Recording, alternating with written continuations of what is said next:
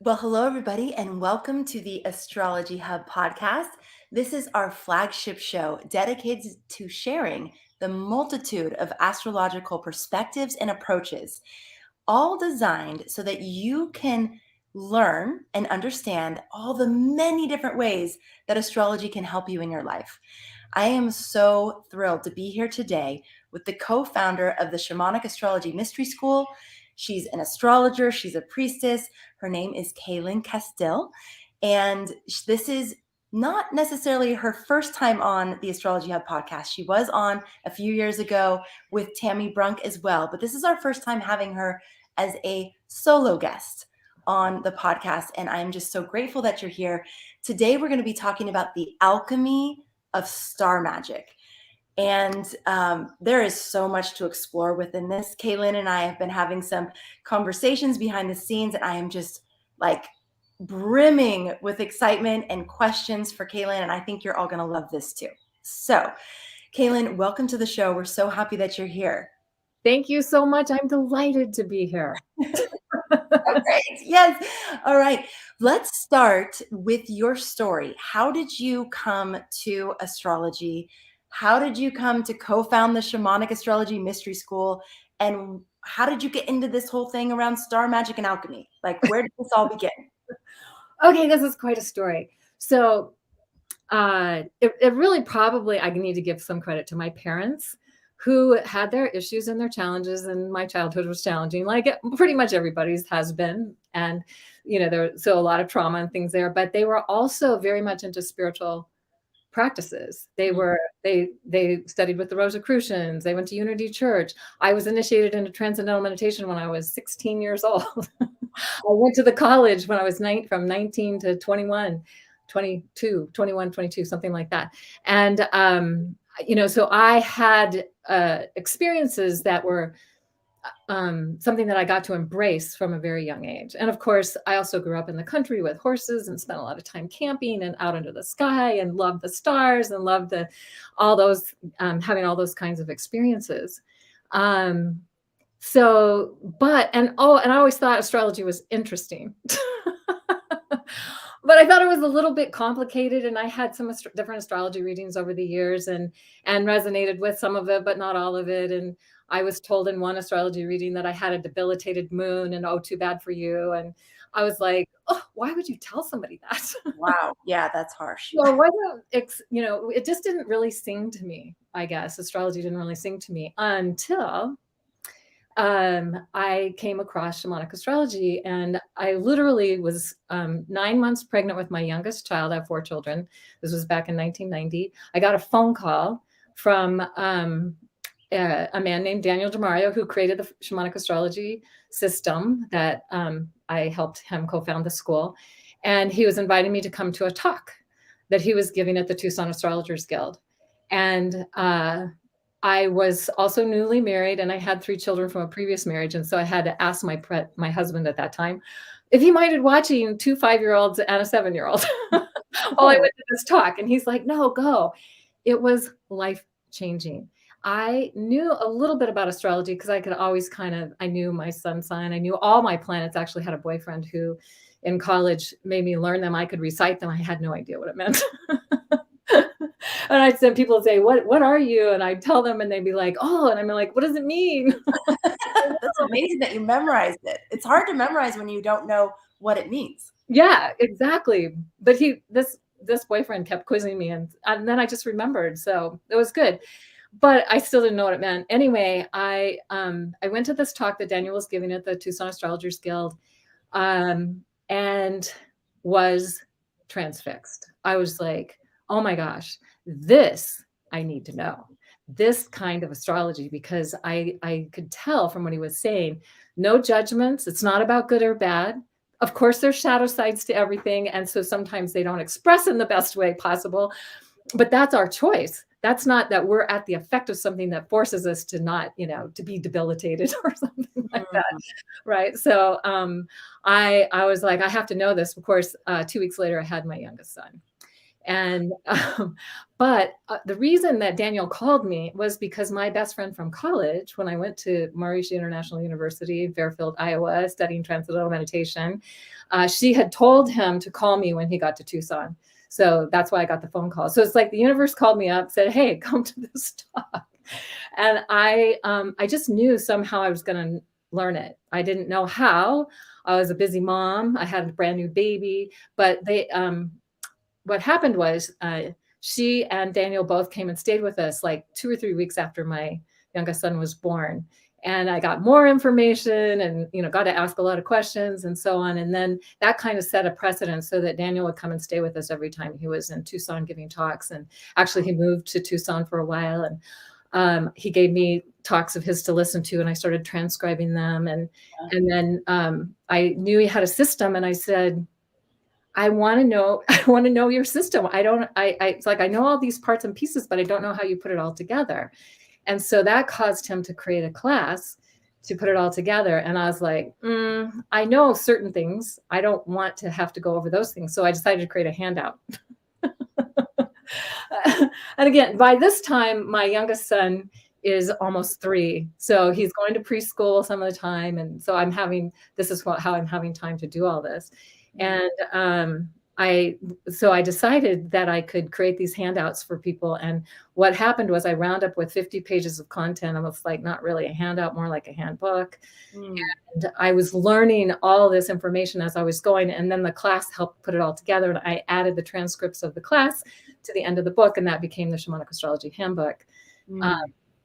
And that's partly because I kept asking. I was asking, like, I need to know this, and now I need to know that, and how are we going to, and so then classes started to become more available to people, and training and all of that. And so that's kind of how I, not thinking that's what I was doing, just kept asking the questions and what felt really alive for me, like what I really wanted to know.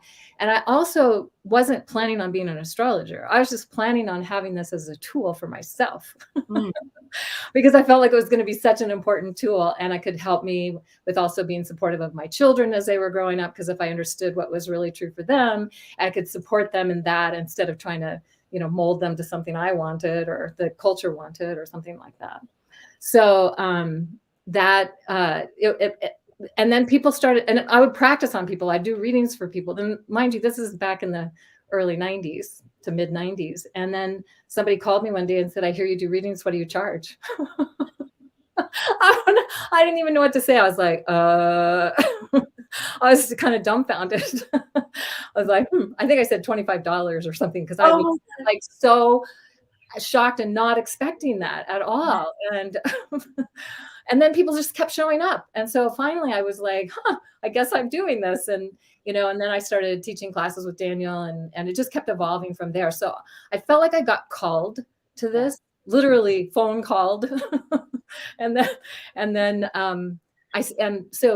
So that started. And I will also just say, prior to going to my first Shamanic Astrology talk in 1990, in the late 80s, I read a book by Lynn Andrews called Medicine Woman.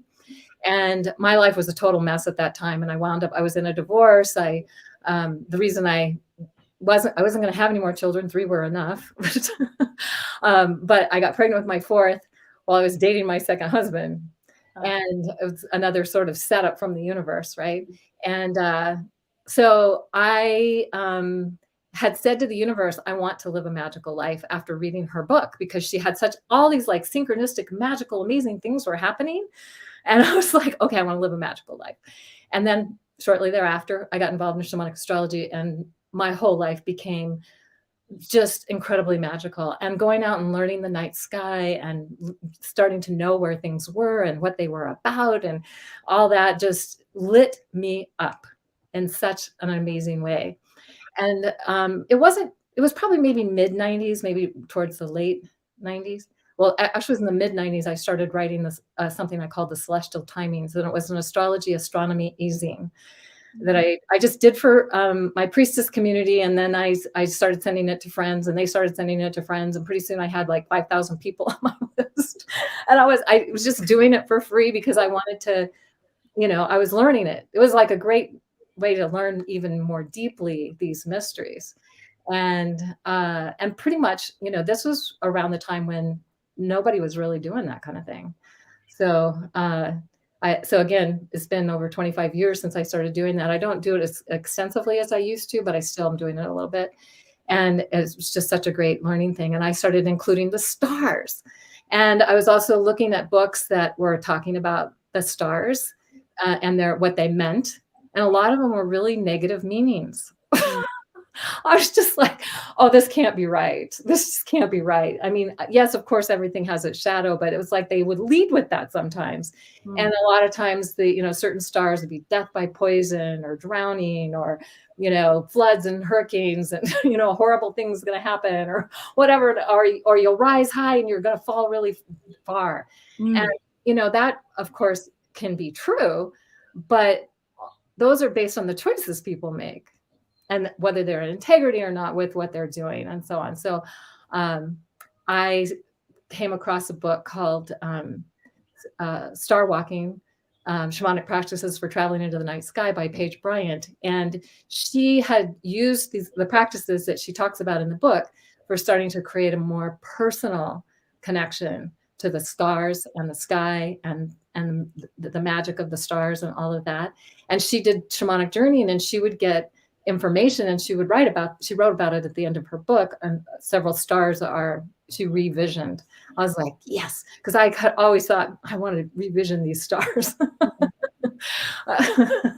And what I really realized is that it's about creating our own personal relationship, and whatever has been told to us, it maybe be a starting place, but I don't think we want that to be the ending place.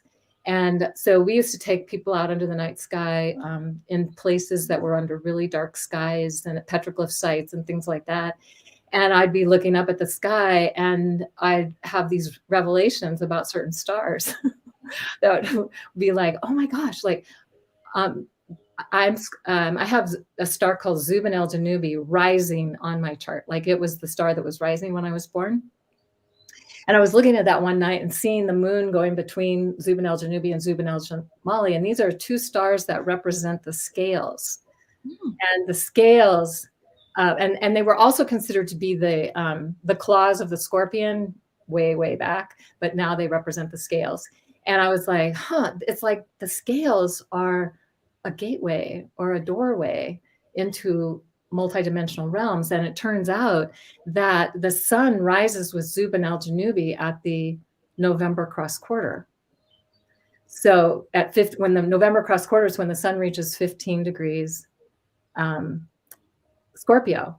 And that's where that star is located currently. And, the stars are moving constantly, but well, actually they're not moving as much. It's the seasonal signs that are moving at like 1 degree every 72 years. So it won't always be the case, but it happens to be the case now. And it was like, oh, and that's the time when the veils between the worlds is thinnest. And so the doorways to other realms and dimensions are more open. And so now when planets are passing by that star, that means it's a stargate to a new world. I actually wrote an article called that. Zubin El Janubi, the Stargate to a New World. That is because I was so inspired by, but because it's also my personal star, and I was spending time with it and asking for it to just reveal to me what the message is for me, and then I can share it with other people, and then other people need to go get their own connection to that. But another time I was doing a all-night vision quest under the sky at this same site where I had this other revelation. And I set up my sacred circle, and I was, looking at, and Regulus was getting ready to set. Well, the whole head of the line was getting ready to set. And I was asking for insight and guidance because that's my midheaven.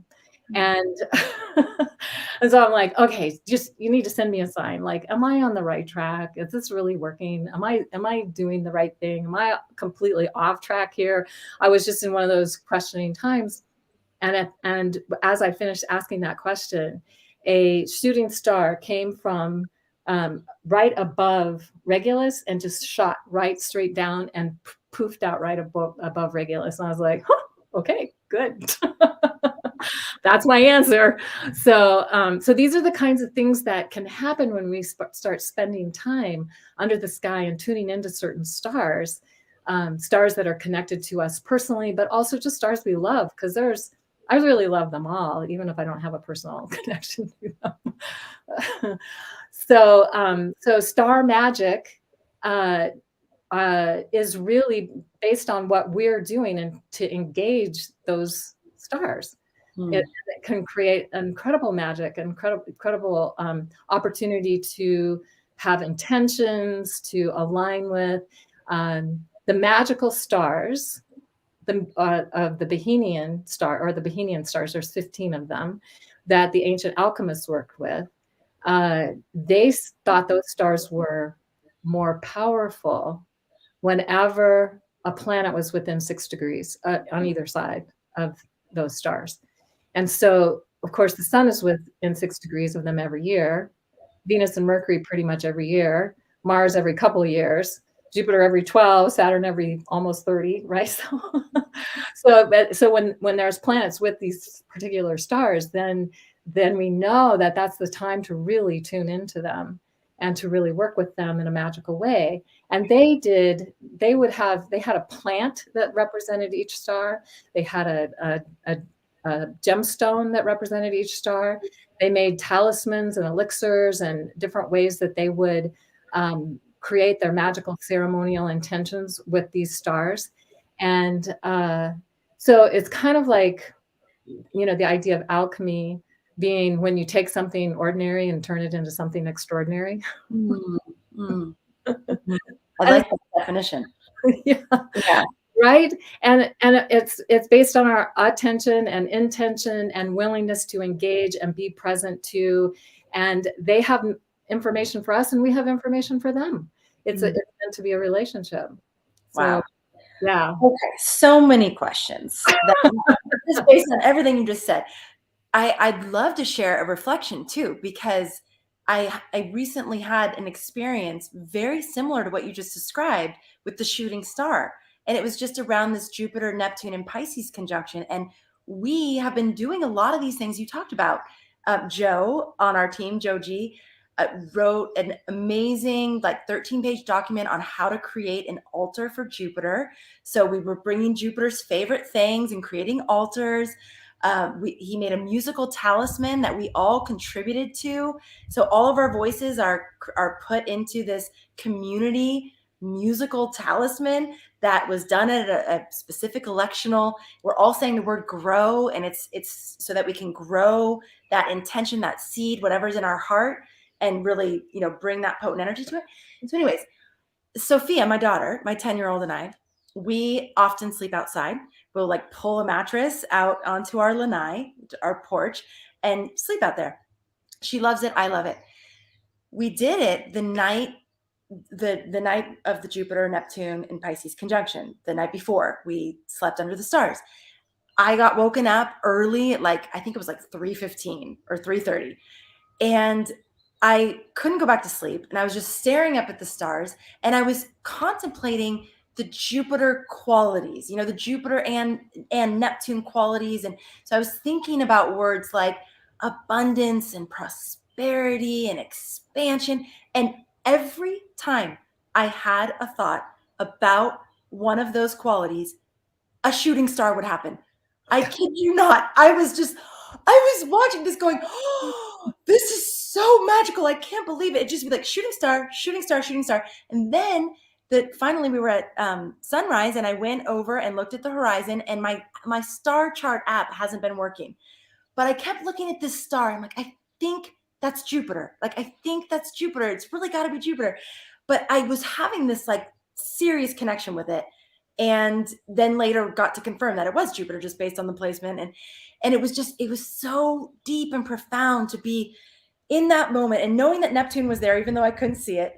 And that, they were together in Pisces, and and it was that magic that you're talking about. It's so palpable, and it creates such another level of our experience of astrology, and I can just see how if we were doing this very consciously and mindfully, that we would live that magical life every day that you're talking about. Yes. Oh, I just love that story so much. I mean, that's high magic for sure. And that you were making altars because altars alter awareness. That's their purpose. Altars, altar awareness. Oh my gosh, I love that. That's so So nice. when we set up an altar with our intention, we put our intention and attention creating an altar. And I even love doing, like, I create medicine wheels in my yard, my backyard, and also out when I'm out hiking, I'll do little medicine What's wheels. a medicine wheel? So that's when you take certain stones and you make a circle and a cross. You'll love that. Yes. And Okay. that's what Native Indigenous American people, they would make these medicine wheels that would be with a circle and a cross inside. You can do them any way you want, but that I like that because it's representing the 4 directions and the 4 seasons and the 4 elements, and that. So for me, that's really good. And because I live in Tucson, Arizona, we have a gem show here every year, except, well, we didn't really in 2020 or oh no, I think it was happened in 2020, not in 2021. Anyway, but I've got lots of gems that I've picked up from the gem show, big stones and things that are like selenite. And I've got in the center of my medicine wheel is a aquamarine stone. It's big. It's like about, this tall and about this big around. And that's a stone that connects to the star Sirius. So Okay. I'm like anchoring Sirius energy into my medicine wheel in the backyard that has, and I put also just different kinds of crystals and things within the wheel and lots of intentions, and then I just go and sit by it. And sometimes I'll rearrange it a little bit or add something to it or that kind of thing. But it's really an amazing thing. And knowing that I have it connected, above and below, the whole thing going on there. It's like an earth altar, you could call it as well. But Okay, so when you decided to work with Sirius specifically, is it because you want a deeper relationship with Sirius? Is there something about Sirius qualities that you're wanting to bring into your life? Like, how do you make a decision about which star to really focus on? well, I love Sirius. I mean, it is the brightest star in our night sky, so you can't miss Sirius when It's Sirius beautiful. is in the sky. Yeah. Yeah. And it's there's a sacred hoop of stars that Sirius marks the outer edge of. So Sirius, and then Rigel, the Pleiades, Capella, Castor and Pollux, Procyon, and Sirius, and that creates a circle in the sky. And the path of the planets, the plane of our solar system, goes through that circle, and the plane of our galaxy goes through that circle, and they cross in the middle. So it's a circle with a cross. Another reason why I make a circle with a cross, and when I do my medicine wheel. And Sirius is the brightest star in that sacred hoop of stars that the Native American people, especially the Lakota, the Dakota people, were very attuned to.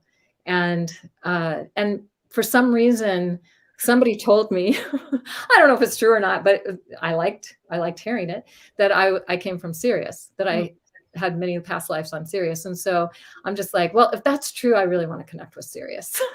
Mm, But it's also, it's supposedly where the dolphins and the whales come from, and it's connected to the goddess Isis, who's been a big factor in my whole priestess work that I've done, and that kind of thing. So there's lots of reasons to connect for me around that it doesn't really have anything to do necessarily with what anybody's ever said about that particular star. It's just what I feel like I tune into. And plus, I'm a March birthday, so my stone is aquamarine. So it's a double dose right there. right. Right. So it can be lots of different reasons. Yeah. You mentioned something in your story about learning about star elixirs. And the combination of those two words is just awesome. I'm like, star elixirs, what is that? Can you tell us a little bit more about that? Yeah, I became aware of this back in the 90s when I started writing celestial timings.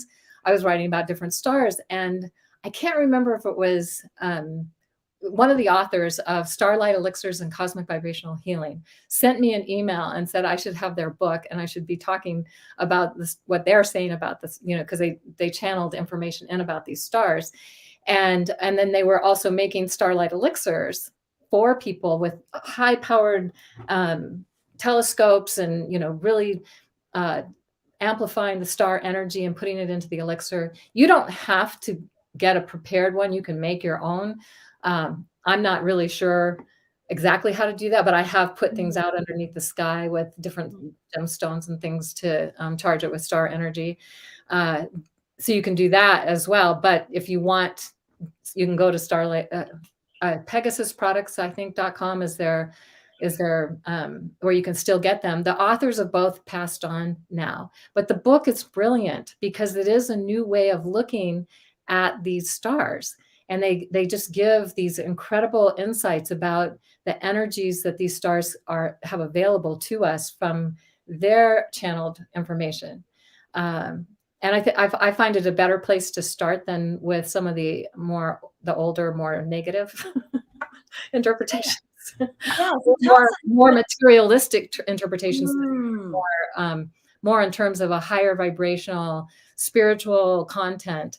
Now that book is no longer in print. But you can get copies of it. I think on Amazon, the cheapest one I saw recently was like $72 or something. Wow. What is the name of the book again? Starlight Elixirs and Cosmic Vibrational Healing by Michael Smolkas and Fred Rubenfeld. And Fred Rubenfeld was the one who was the CEO of Pegasus Products for a long time. And then I don't know, somebody else took over, I guess, after he passed. But yeah. So do you think part of this feels like such a remembering, like a going back to the way that indigenous cultures and people throughout time have worked with the sky very intimately? And then do you think there was a period of time where sort of this negative veil was put over the interpretations and the meaning? Or do you think we're now in a period where we're sort of reframing or revisioning, like you said, the meanings of these stars? Or do you think we're remembering what they actually were in the beginning? Well, I mean, it's maybe a bit of both. Maybe it's a bit of remembering and also because everything's evolving. We're evolving, the stars, the star energy, the planetary energy, everything's always evolving. So it's never going to be static and just stay the same. Right. But there can be an essence. And what I think of is the pure essence of any archetypal energy, whether it's the seasonal sign or a constellation or a specific star or a planet, whatever. Or a person. Or a person. Yeah. Every person has its own pure essence. Right. And sometimes there's distortions that have come in for whatever reasons. And it's not our job necessarily to judge that, but maybe to become more aware and how can we get back more to the pure essence of what the intent is around that. And that's where magic happens also. Right? Or the places where we can have that magical relationship and we feel like we're having that conversation with the seasonal signs. So the signs the signs represent the seasons, like the spring equinox, the 0 Aries point, that starts the season of Aries. It's not in the constellation of Aries, it's in the constellation of the fish, but that's also Aries is also called the ram. So we try to use a different name because that helps people not be so confused. Right. Okay. So back up a little bit. Yeah. And so you're talking about the difference between the seasonal signs versus the actual constellations in the sky. They're not the same. They're not the same. Yes. So this is very confusing, especially for people new to astrology. It's very confusing. So do you want to explain it just a little bit here? Just to say, for example, we just had the spring equinox and the sun rises under the circlet of the fish, in the constellation of the fish, also known as Pisces, but it's not the season or sign of Pisces, seasonal sign of Pisces, it's the constellation of the fish. And each constellation informs each sign over 26,000 years. Every seasonal sign, moving 1 degree every 72 years, will be with every constellation. And they about 2,160 years with a constellation. So the problem is they forgot they were different and named them the same name. Back in the dark ages. And now we're stuck with the astronomers thinking that's the name and astrologers thinking that's the name. But that's Rudolf Steiner actually is the one that started this. He in his school started calling them the other name, the extra name. So instead of Aries, it's the ram. Instead of Pisces, it's the fish. Instead of the water bear, instead of Aquarius, it's the water bear. The actual constellation. Actual constellation. Yes. So to differentiate between the signs. You separate the names, and then Yeah. people can understand more easily that there's a difference. Because if you call them the same name, then it's just like, oh my God, So I can't confusing. figure this out. Yes. I mean, it's been, I don't know how long I've been doing this for like 7 years now. And literally the way you described it, we've been having a little back and forth via Messenger. I went, oh, okay, that's really clear. So when Gemini Brett explains it, it's like, okay, that's clear. I have these moments of clarity, and then it can become confusing again. Yeah. I love that you said that, Amanda, because I was the same way the first 4 years, for at least 4 years, that I go out under the night sky and get the night sky teachings and all of that with Daniel. And I'd be like, okay, I got it. And then I'd go back out by myself and I'd be like, okay, I don't got it.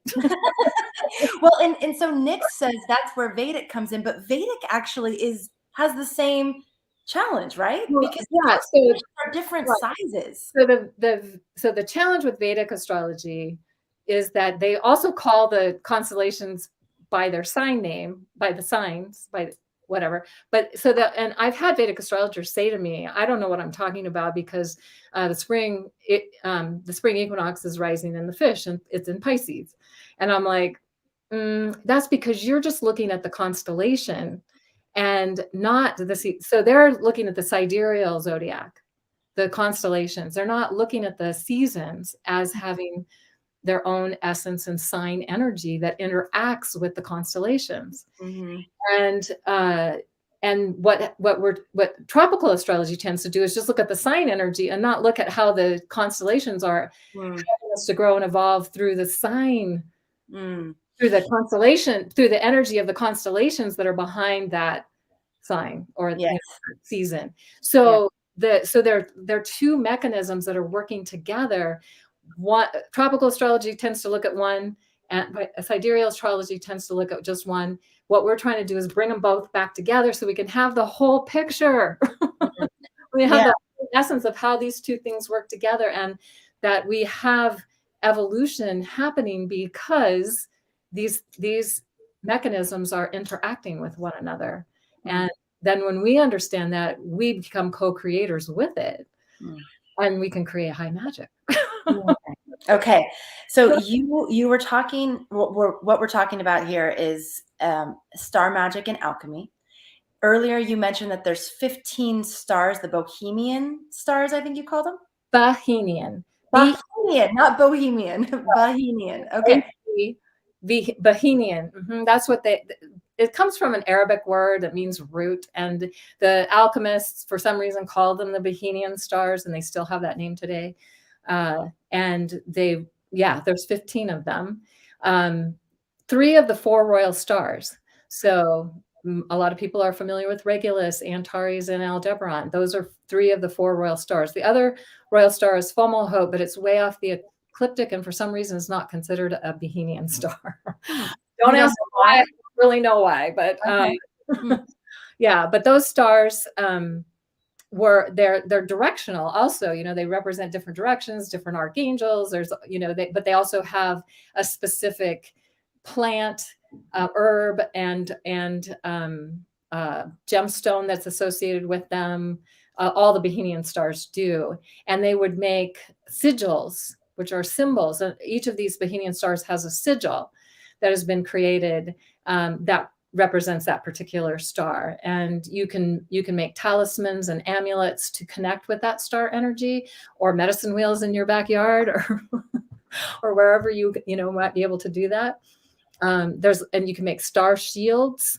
I got a chance to do that. So about 4 years ago now, I guess, I got to make a star. I didn't know I was making a star shield until I was done with it, but I put the constellations that were most on my chart on my shield, and it became a star shield, and I love it. I just like it's a star shield. And what would you use it for? Like protection? You put intentions. You can put intentions into it, but it's also just a way. Like what I did was I outlined all the constellations that I wanted to be more connected to, and then I put it in a place where I see it all the time. So I feel like it's helping me to connect more deeply with that. And it's just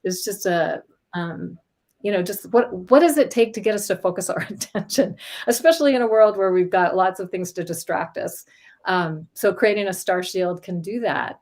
And shields are often created as like psychic protection. There's different ways you can do shields, but I personally am most excited about doing star shields because they can connect us more to certain stars that we want to create a deeper relationship with.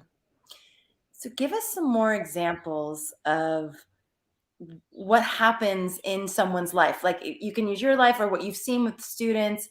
What happens in their life when they start to do these practices? Because it obviously requires some time and energy and focus.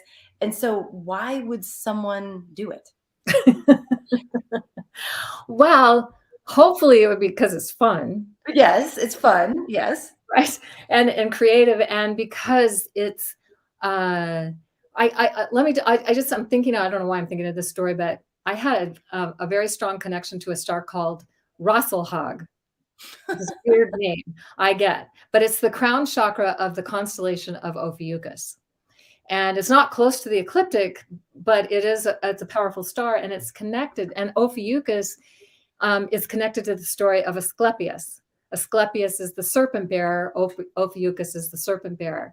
And so the story is that Asclepius is sort of kidnapped by the king of Crete and said, bring my dead son back to life. And he can't, and he doesn't know how to. And so he says, well, until you figure out how to, you're going to go to prison. So they throw him in the dungeon.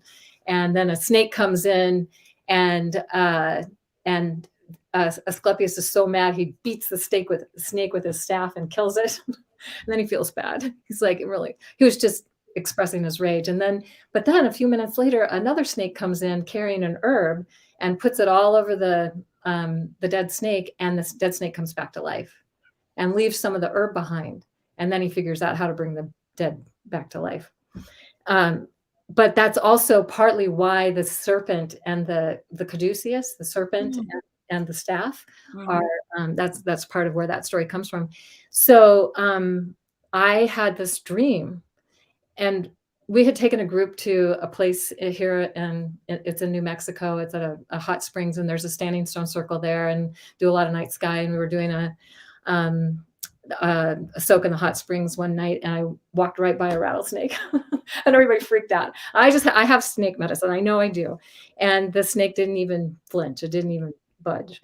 And somebody came, somebody called the office, and somebody came and killed it. And I felt really bad. Like, oh, you didn't have to kill it. But then shortly after that, I have a dream. And in the dream, it's like at the Oracle of Delphi, the priestesses, that they were the snake priestesses, and oftentimes it was a little bit of the venom of the snake that would help give them their oracular abilities. And so I'm having this dream, and I have a long staff. It's in the shape of a snake, and I'm holding it up, and I'm chanting words. I have no idea what I'm saying. And the snake comes alive, and it comes back around, and it sticks its fang and gives me one drop of venom in my cheek. And it electrified my body, and I woke up, and I'm like, whoa. So it's kind of like living that mythic story in a way, right? And realizing that was a powerful initiation. And of course, my life has never been the same since. It's just accelerated so much for me when that happened. And so it's like, how do we pay attention to the messages coming from the stars, coming from our understanding of them, coming from the dreams that we might have? It's just that I don't know if that answers your question. Yeah, no, I mean, yes. I mean, and I've experienced in my own life, it's one of those things that's hard to articulate. Yeah. Because it's you need to experience it yourself to be like, oh, this is worthwhile. This could add a whole level of richness and meaning and understanding, and then a direct channel to information that is unique to me. I'm not relying on anyone else to give me answers. Like, I actually have a channel of information that I can tune into when I need answers, or when I need confirmation, or when I need direction, or any of those things. Yeah, right? Absolutely. In fact, I just had my 66th birthday. Happy birthday. In March. And I felt really called to go to California. My daughter lives in San Diego. So we went to Carlsbad, had this whole mermaid experience there. And what I did not and my favorite fairy tale as a child was The Little Mermaid. And I happened to be in the Venus cycle. I'm born at the throat chakra gate. So part of it has been reclaiming my voice. And in the story, Little Mermaid has to give up her voice. Right? Yes. I was like, oh my God, this is like, so these stories that how they can relate to different things that we're connected to. Well, the last Venus moon gate was with a star called the Neb Algedi. It's one of the 15 Bohemian stars. It's the tail of the goatfish, also known as Capricornus. Also, thought to be Capricorn, but it's overlaid by the seasonal sign of Aquarius now. So, so there was, Mars has been there, Saturn's been there, some of the asteroids have been there, Venus was there, the moon came by there. And as we were getting ready to do this class on this moon gate, I came across in a star lore book that the tail of the goat or the goatfish has been connected to the mermaid. You don't. So somehow what you realized there has been passed through to other astrologers. I don't know if it's Gemini Brett or someone else has told me that. And as a Capricorn, that has been something that has been one of those aha moments about the sign of Capricorn that has helped me feel connected to it. It's helped me feel not embarrassed of my sign, because almost everything that's ever said about Capricorn is like, oh my God, is that really? That's awful. I'm just talking about like learning about it before I knew much about it. I would always be like, wow, we're the most boring, dry, emotionally detached, horrible humans. Like if you just listen to the stereotypes, But then having it associated with the sea goat, and then having the sea goat associated with mermaids was like, okay, I can get into this. I definitely can feel this. Right? So, yes, it's a new layer. And just so you know, that really probably where the sun was in the Archer when you were born, not the sea goat. Oh, interesting. Because it's moved, because the sea, so we could say the 0 Capricorn point is December solstice, longest night, shortest day. When the sun reaches that point, it's on the galactic cross, where the near the galactic center, that can only happen here every 26,000 years. And on that cross where the plane of the solar system intersects the plane of the galaxy at galactic center, and it's between the Archer and the goatfish. I'm sorry, the Archer and the Scorpion. And so that's the 0 Capricorn point. And it's there for at least from 1926 to 2070, like one degree on either side, because it moves 1 degree every 72 years. The center point was 1998, or 1962 to 2034, if you just want to use the 72-year window. And so then from there, the next 30 days, the next 30 degrees is Capricorn, and that overlays the Archer right now. And then Aquarius overlays the goatfish. And so Deneb Algedi is at 23 Aquarius, which happens to be my home and roots. It happens to be your what? My home and roots. And so I'm like, of course I got reconnected to mermaid magic. Oh, wow. Okay. So as you're speaking, I mean, I should have said IC. Home and roots is what we call it in shamanic astrology. Oh, right. I see. Okay. Home and roots. Okay. Gotcha. Okay.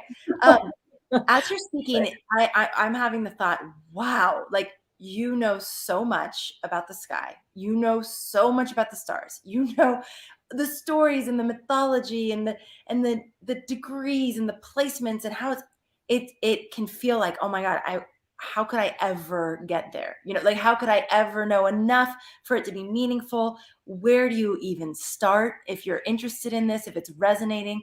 What would you say to people out there that are like, wow, I'm interested, but it's intimidating. It's intimidating. Like, where do you actually begin? Yeah, that's a really good question. And I think that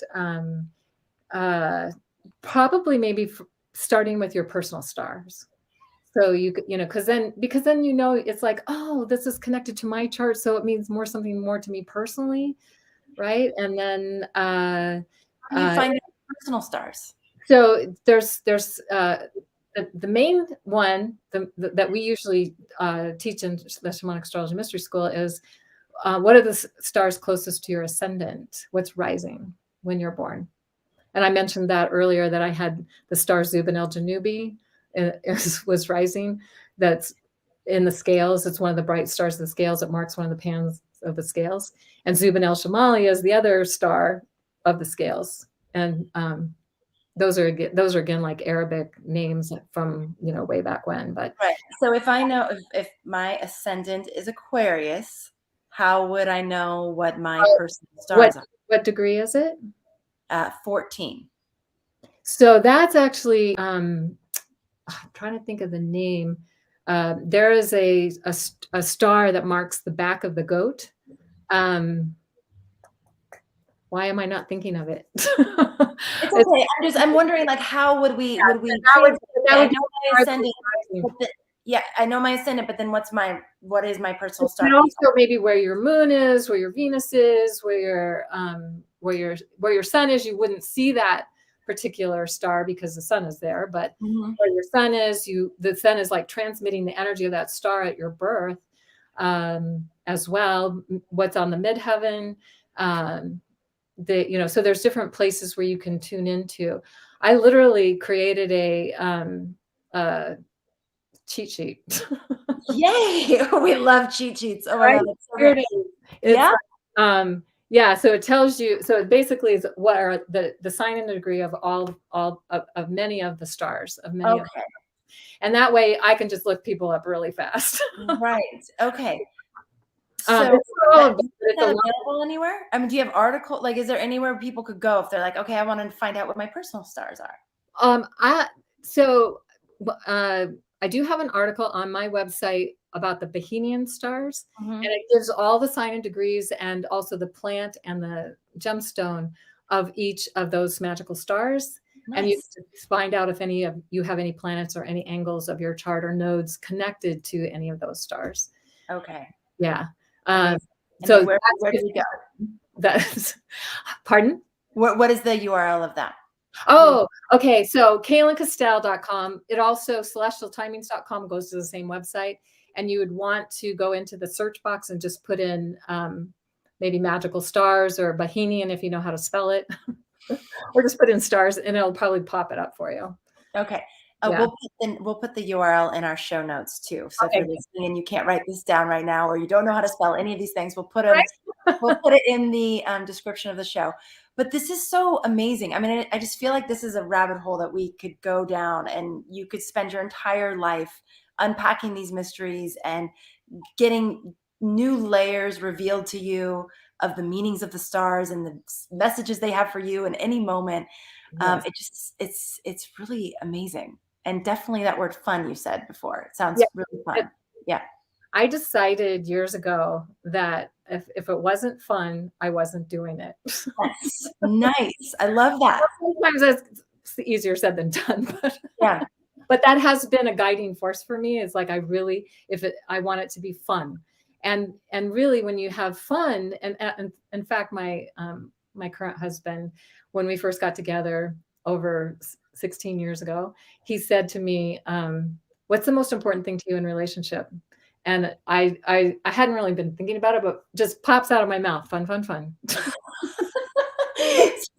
And he said, oh my God, that's brilliant, because that covers all the, he was thinking I was going to say, oh, good communication, integrity, faithfulness, whatever, being present with each other, all those things. Fun covers all of that. It really does. You can't have fun if you're not present. You can't have fun if you're being out of integrity. You can't, like, all those things. Yeah. Exactly. Yeah. Yeah. So, yeah. Okay. I love this. Well, I think this is an amazing start. I'm very excited about many of the different paths we've opened up. And now considering I'm in a process of like doing something new with our yard. I'm like, maybe I need to have a medicine wheel out there. Yeah. Small, they don't have to be huge. They can be a smaller one, but you can make big ones. It just depends on how much room you have and how much energy you have to put into it. And so you make the medicine wheel, and then I'm sure it needs to be aligned certain ways. Yeah. Ideally, you lined it with the directions, or you can, sometimes depending on just whatever it is that you are wanting, like if you want to align it with a certain star rise or things like, there's different ways you can do it. Wow. There's medicine wheels, ancient medicine wheels that are connected to, they have specific angles off of them that connect to specific star rising. Okay. Yeah. So, yeah. Lavia, thank you. Lavia in the chat says you can see charts on Stellarium app and it's free. Yes. Yes. So Stellarium is an app, and then you could put your birthday in, I'm assuming, and then see what was on the ascendant. Also another one, time node or something. I can't remember the name of it exactly. But you can put your birth information in. You have to spend a little more money, like I think it's $3.99 to be able to get all the stars from that too. So there's ways to do that. Yeah. Okay. Well, this is very fun. And I'm really grateful for your time and your energy and your wisdom and coming here and sharing that with us. And is there anything else you want to say before we close out? Anything to people that are excited about it or considering? If people are really interested, I did a class with Eric Roth last year on the Bohemian stars, and we're going to do another one on the constellations, the stars inside the constellations, but also the stories connected to the constellations along the zodiac, the zodiacal constellations. And that's at mystaralchemy.com, the information about that. So people are interested, they can go check it out. It's a great way to get started. Nice. Okay. Yeah, we also taught people how to do talismans, sigils, star shields, medicine bundles, things like that. Yeah. I just love it. It's bringing astrology to life, and it's really making it, it's a thing that you can, instead of just looking at the charts and the computer screen, it's like, it's alive, you know? Yeah, that's the whole point. I mean, because we lost that part. We did. It was purposely taken from people. So our job is now to reclaim it so that we can have it, so that we can help, it can help us to be conscious co-creators in our own life. Knowing the chart and knowing all of that, but also the stars, as adding that to that adds a whole other dimension. Completely. Amazing. Yeah. All right, Cayelin, thank you so much for coming and being on the Astrology Hub podcast with us today. Thanks to all of you and your chats and your comments and everything. It's been really fun to see those coming in. Thank you all for being a part of our community. And thank you, as always, for making astrology a part of your life. We will catch you on the next episode. Take care, everybody.